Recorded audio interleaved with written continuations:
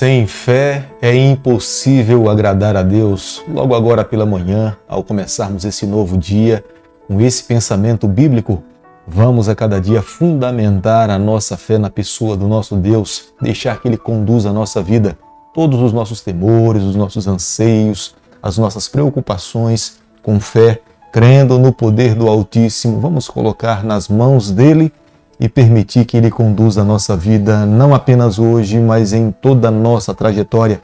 Tenha certeza, eu e você teremos uma vida muito mais feliz. Quando nós olhamos para a palavra de Deus, o desejo de Deus sempre foi que o seu povo vivesse uma vida de dependência nele, em todos os momentos da história, e isso se estende para o Novo Testamento. Deus sempre pedindo que o seu povo confiasse nele de todo o coração.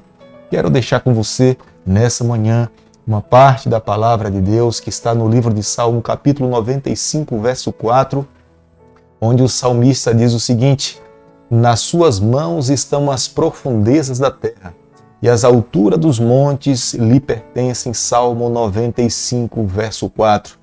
O Deus que nós adoramos, Ele é criador de todas as coisas. Não existe nenhum espaço sob a face dessa terra ou nas profundezas do mar que Deus não possa ter conhecimento. Foi lá dentro de um grande peixe que Jonas orou a Deus e Deus lhe ouviu. E Deus fez com que aquele grande peixe lhe vomitasse na terra. Nós podemos estar em qualquer lugar, nós podemos nos tornar adorador, tendo a certeza que Deus estará ao nosso lado para ouvir a nossa prece e abençoar a nossa vida. A cada manhã, nesse canal, nós estudamos um capítulo novo da Palavra de Deus.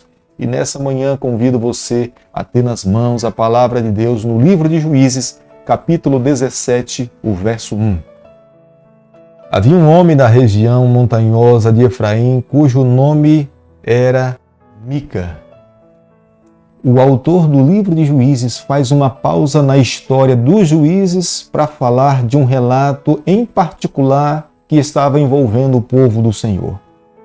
E nós podemos nos deparar quão degradante o povo de Deus andou. Os seus pais não se preocuparam em preparar os seus filhos para as futuras gerações. A palavra de Deus não foi dado ênfase como sendo base para a estrutura da vida espiritual, da família e da própria sociedade. Quando nós olhamos para as camadas da sociedade daquela época, nós vemos que cada um fazia o que bem queria. Não havia padrões divinos, não havia padrões espiritual. A moralidade da sociedade e das famílias estava completamente destruída e Deus precisava intervir para salvar o seu povo, porque o objetivo principal do povo de Deus era proclamar uma mensagem para todas as nações, mas da forma como eles estavam vivendo, eles estavam completamente incapazes de poder proferir, de anunciar e levantar uma bandeira do rei Emanuel. O capítulo que nós estamos analisando nessa manhã começa falando a respeito de um homem que morava na região montanhosa de Efraim. Mica morava com a sua mãe, e a sua mãe tinha uma riqueza particular dentro da sua casa. Acontece que a mãe de Mica se sentiu roubada. Alguém levou a sua fortuna. E ela proferiu uma maldição sobre a pessoa que tinha levado a sua fortuna. Naquele período, as maldições eram extremamente temidas. As pessoas não queriam ser amaldiçoadas por ninguém. Mica, ouvindo que a sua mãe tinha amaldiçoado, temendo a maldição da sua mãe, ele confessou para sua mãe que quem tinha roubado a sua fortuna, o seu dinheiro, 1.100 ciclos de prata, tinha sido ele. A sua mãe, preocupada porque ela já tinha proferido uma maldição e ela não sabia em quem iria cair, mas agora descobrindo que se destinava para o seu próprio filho, ela tenta agora reverter a maldição em bênção. E ela se volta para o seu filho e diz: bendito do Senhor seja o meu filho. E ela destinou todo aquele dinheiro para confeccionar uma imagem de escultura. E colocou essa imagem de escultura na casa do seu filho Mica. Acontece que um dia, um levita, passando pela região montanhosa de Efraim, se deparou com a casa de Mica. Mica tinha feito da sua casa uma casa de deuses. E o levita não sabia para onde ir. E Mica ofereceu para o levita a sua casa para que ele pudesse morar ali, viver em paz, e ele deveria ser o sacerdote trabalhando diante dos deuses que ele tinha dentro da sua casa. E o levita aceitou esse convite. Com esse relato bíblico, o autor do livro dos Juízes mostra para nós quão degradante estava o povo do Senhor. Quão longe do ideal de Deus vivia os líderes do Senhor e a própria nação de Israel. A Bíblia é muito enfática em nos afirmar que quando os líderes se corrompem, toda a nação também acaba se corrompendo. E nós podemos ver que isso era uma realidade que estava acontecendo dentro da nação de Israel. A liderança do povo de Deus estava completamente longe do ideal do Senhor. Eles menosprezaram a palavra do Senhor e, consequentemente, o povo de Deus estava muito distante. No capítulo de ontem, nós estudamos sobre a vida de Sansão e podemos ver quão longe Sansão viveu do ideal do Senhor. Embora por alguns momentos Deus tenha usado Sansão, mas Sansão não estava disposto a viver uma vida de obediência aos princípios do Senhor. E no capítulo 17, que é o capítulo que nós estamos estudando nessa manhã, nós podemos ver que a família não teve estrutura para poder instruir, para poder transmitir as orientações de Deus das gerações passadas para os seus filhos, para que essa nova geração pudesse viver com base, crendo no que Deus poderia fazer por eles. E nesse momento, cada um de fato estava fazendo o que bem entendia da sua vida social e da sua vida espiritual. Juízes capítulo 17, o verso 8, a palavra de Deus diz o seguinte: Esse homem partiu da cidade de Belém de Judá para ficar onde melhor lhe parecesse. Seguindo, pois, o seu caminho, chegou à região montanhosa de Efraim, até a casa de Mica. Fica evidente para nós de que Deus jamais iria abandonar a aliança que ele tinha assumido com o seu povo, porque o Deus que nós servimos é um Deus que não muda. Ele jamais mudaria os seus propósitos que ele tinha fundamentado com os seus antepassados e com a nação de Israel. Mas nesse momento, dá para nós entendermos de que o povo estava extremamente distante do ideal de Deus. Esse jovem levita passando pela casa de Mica, a sua declaração é: quero ficar onde melhor me bem parecer. Não havia um padrão, não havia um conhecimento. O levita, na verdade, faria qualquer coisa. Demonstra perfeitamente que ele não tinha nenhum conhecimento do que Deus esperava que ele pudesse fazer. E era um levita. Consequentemente, o povo do Senhor estava longe do ideal de Deus. Pode acontecer a mesma coisa nos dias em que nós estamos vivendo. Nós podemos em algum momento imaginarmos que estamos vivendo uma vida feliz, em paz, mas no fundo a nossa vida não tem agradado ao Senhor.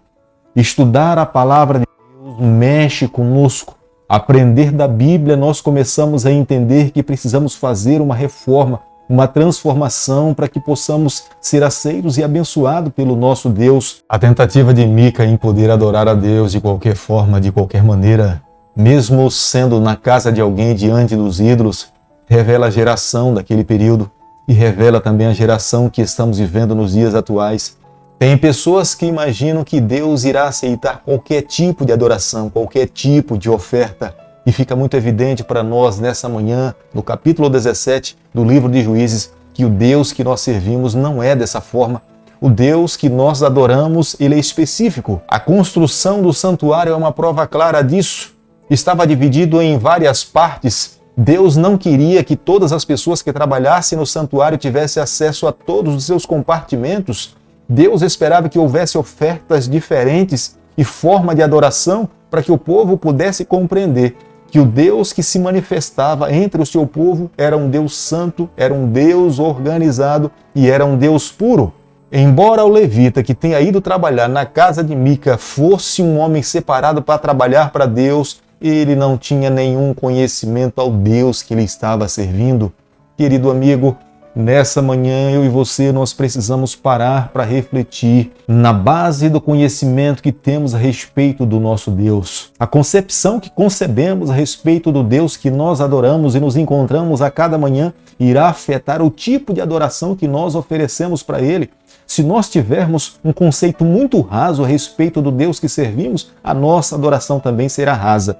Mas se nós tivermos um conceito profundo a respeito do Deus que nós adoramos, tenha certeza, a nossa adoração a cada dia deverá ser melhorada e irá crescer, santificada, porque entendemos que tudo aquilo que nós oferecemos para esse Deus que é tão santo ainda é pequeno diante da sua tremenda grandeza. Jesus, referindo-se ao momento do seu retorno aqui a essa terra, ele disse que muitas pessoas, quando ele voltasse aqui a essa terra, iriam se aproximar dele dizendo: em teu nome nós expelimos demônio, em teu nome nós realizamos milagres.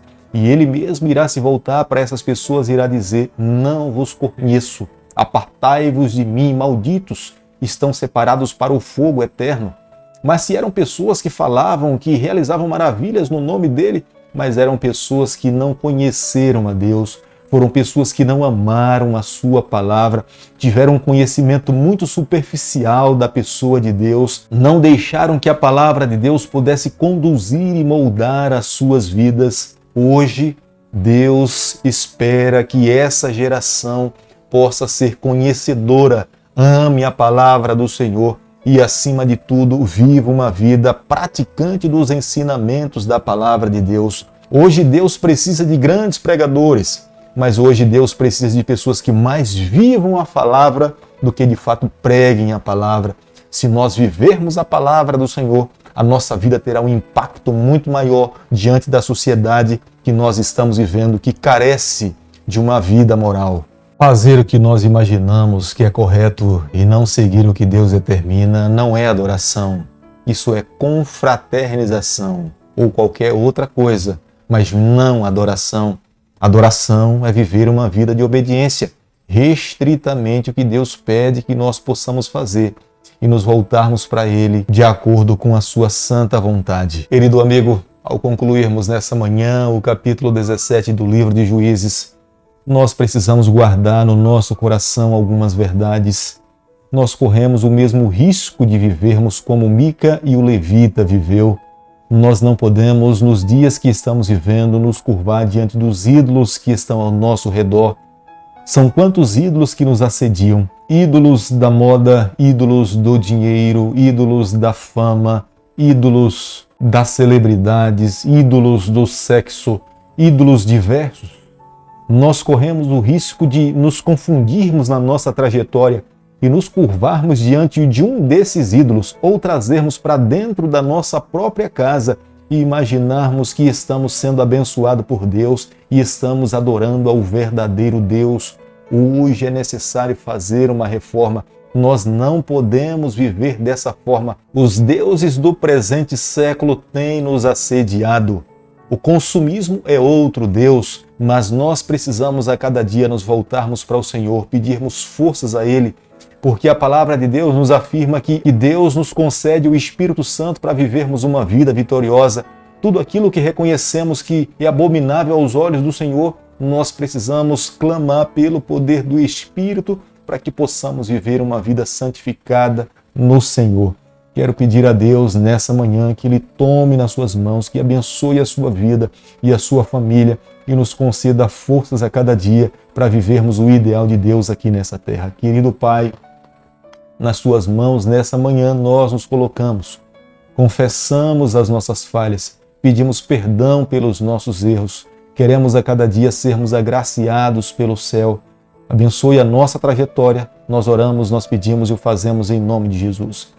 Que o Senhor te abençoe e te guarde, que Ele faça resplandecer o seu rosto sobre você, que Ele tenha misericórdia de você e sobre você nessa manhã Ele levante o seu rosto e conceda a sua paz em nome de Jesus. Amém.